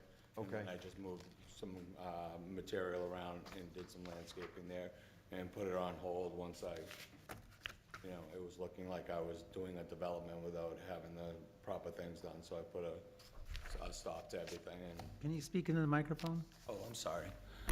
Yeah, what I did is, I was told that I could remove the trees and have the property out back stumped so I can make room for one truck. I bring one truck home, so that's what I did, but when it started looking like I was running a business out of there, I put the stop on it and hired this firm to represent me and do it the right way and get a site plan and thing. But during the course of the process, and getting to know the neighbors over the past, few years, I just think it's a better fit for a single-family house there instead of a commercial or industrial building. Okay. So that's why we're here. And I thought this was related to the landscaping firm up the hill, the whole clearing there. Got it. All right. I'll rest my questions. Anybody else? Mr. Donlin? I do have a brief question. So and this may have been said, but that was a lot of testimony. So is the intent, you live at 2 Bowers now, is that correct? Yes, sir? So your intention is to build a house on this other lot and then move into the new house? Yes, sir? Fair enough. Mr. Corbett? I have no questions at this time. Mrs. Moran? Chair, no question. And Mr. Tripp? No, I drive by this every day. Okay, good enough. It'll look good Hope you when like it's what I've built. done so far. What? Hope you like what I've done so far to the house that's out front. It gives you kind of an example of the work. Is it the riprap or down along the Wyndham Road? You've got the area for, is it sediment control? Do you know, Mr.? Yeah. Probably, I would say. Is that your design as well? I'm sorry, say that again, sir? The riprap or the pool for, Put rock down along Wyndham Road. Yes, sir. yeah, that's yours as well? That's my property, yep. Okay, Yeah. good enough. Your design? And not my design, I just put the stuff there because it was all going into the thing and clogging the drain, so I put the erosion stone there to stop that from happening. Fair enough, okay.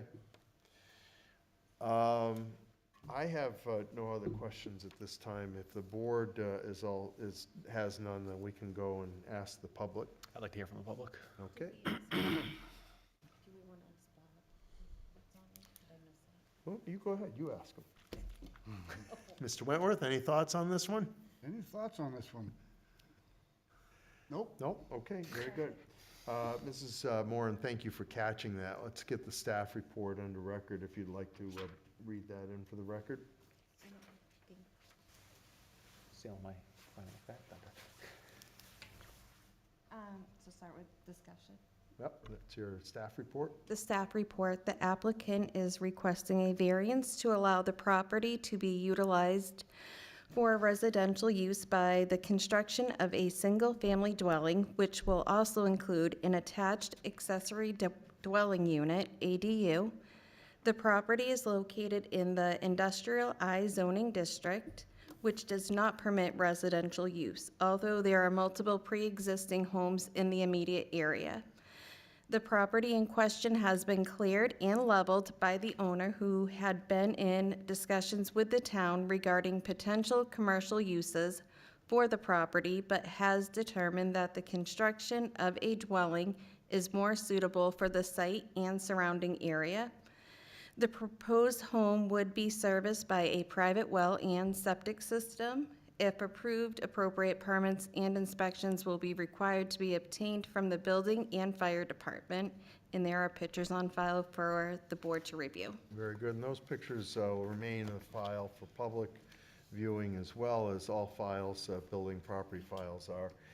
Mr. Corbett had asked that we move and get public input on this, so at this point, we'll call for public.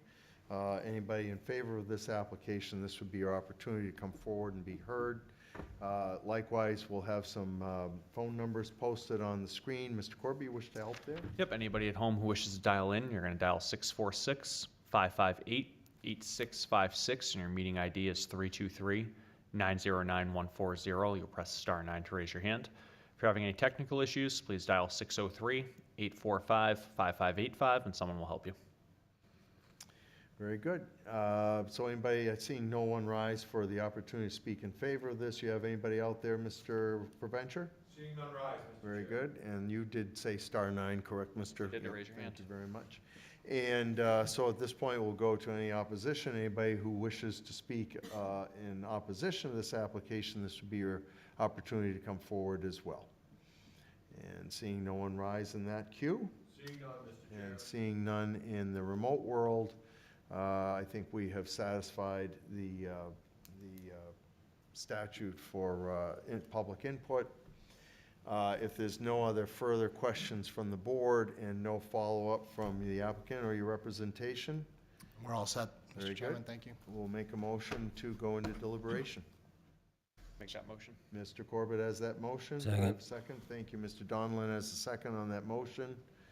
All in favor of going into deliberation, say aye. Aye. Aye. Any opposed?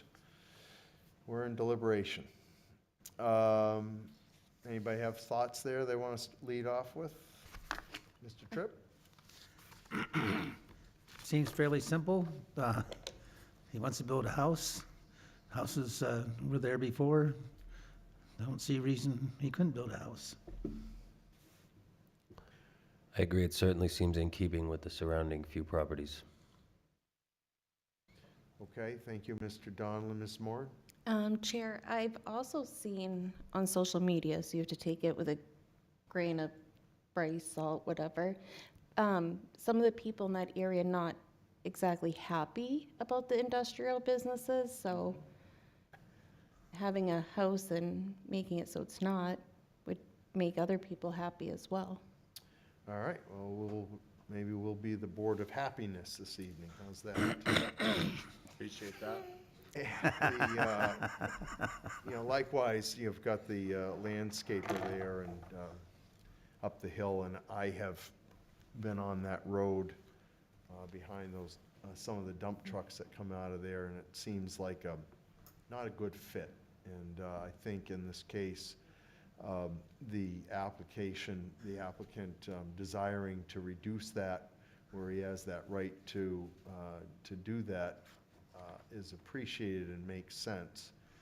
Also, his expressions of keeping the area, the work that he's done in a good light, preserving overflow down near the road, I think gives merit to his standing on this and the request. So this seems to make more sense to me than having another tractor trailer with storage units from Sealand stored on the property. So that's my thoughts on it as well.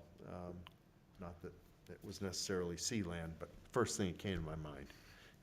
So that's my part on it. We have the subject to obtaining state and town permits and inspections. Would there be any other considerations that the board would like to add on this motion? No, sir. No? Okay, very good. That being the case, we can come out of deliberation, please. So moved? Mr. Tripp has that motion. Second. Seconded by Mr. Donlin. All in favor of coming out of deliberation, say aye. Aye. Any opposed? Hearing none. Mrs. Moore, you have a motion to read. I do, thank you. I make a motion on case number 24-105, Sean Moreau, to grant a variance to the terms of Article 6, Section 165-39.a of the Town of Derry zoning ordinance to allow the construction of a single-family dwelling with an accessory dwelling unit on the property at 2.5 Bowers Road, parcel ID 02057-001, zoned IND1, as presented with the following conditions. We have one, subject to obtaining all state and town permits and inspections, and that concludes the reading of the motion. Second. Mr. Donlin has a second, and now for the finding of fact. Finding of fact for case 24-105, Please note the board also includes all facts found in the meeting minutes for this application and incorporates all meeting minutes into its finding of facts and decisions. With that said, the board found that the applicant is requesting a variance to allow the property in a zone IND1 to be utilized as residential by use of a single-family dwelling with an ADU. IND1 does not permit residential use, but there are multiple pre-existing homes. The property was cleared and leveled by the owner, who was discussing commercial use for the property with the town, but determined dwelling was more suitable for the site and surrounding area. The proposed home would be serviced by private well and septic system. That concludes my finding of fact. Does anybody have anything to add or amend? Seeing no gestures there, thank you very much, Mr. Corbett. All in favor of moving this for a vote, say aye. Aye. Any opposed? Hearing none. Mrs. Moran, Chair, I vote yes. Mr. Corbett, Yes. Mr. Tripp, Yes. Mr. Donlin. Yes. And the chair will make it unanimous by a vote of 5-0. We appreciate the applicants looking out for the quality of life in the neighborhood there. Your application's been approved by a vote of 5-0. Anybody who is aggrieved by this has 30 days to ask this board for reconsideration. And after that, recourse is to Superior Court. Very good. Thank you very much. Thank you. Congratulations. Thank you Have all. a good evening. Thank you for your time. Have a good night. You are welcome.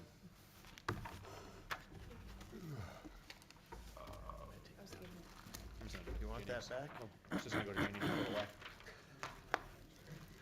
All right, good enough. Usually I write notes, but it kills me to not write notes. Well, you already stole my thunder by reading the Bob staff report. Haven't you seen how I cheat yet? Maybe someone thought I was a better reader. That was No, easy. look at that finding of fact. You just try to Yeah. share the love. It's pretty What straightforward. what the hell is my agenda? Pretty counter, Country Magazine. Straightforward. Oh, my agenda. Thank you. Just share one folder. Yeah, No. can't carry your books home from school. All right, so going forward, we have no other business or correspondence to the board. We are looking for approval of minutes. Is everyone comfortable with approving these, or we wish to table them? A table, if I didn't get a chance to look. Table? Yeah, Chair, I agree. All right, because it makes- just, Sounds you know, good. Let's make that motion. I'll make a motion to table that for the next meeting. All right, very good. Do I have a Second. second on Mr. Second. Corbett's motion? Second. Thank you, Mr. Donlin. All in favor of tabling the minutes from February 1st, 2024, say aye. Aye. Aye. Any opposed? Hearing none. Those minutes are tabled. We have any cases scheduled next meeting? It's not until Wednesday. Okay, very good. Got 3 so far. Oh, good. Well, let's load it up. Let's shoot for 5. Come on. Most exciting board in Coming Derry, back? people are saying. All right, that being said, so it looks like we'll see each other on the next scheduled meeting, and other than that, I have no other business for the board, so we can take a motion to adjourn. Motion to adjourn. Thank you, Mr. Corbett. Mrs. Moran has a second. All in favor of adjournment, say aye. Aye. Aye, opposed? We're adjourned. Thank you, everybody.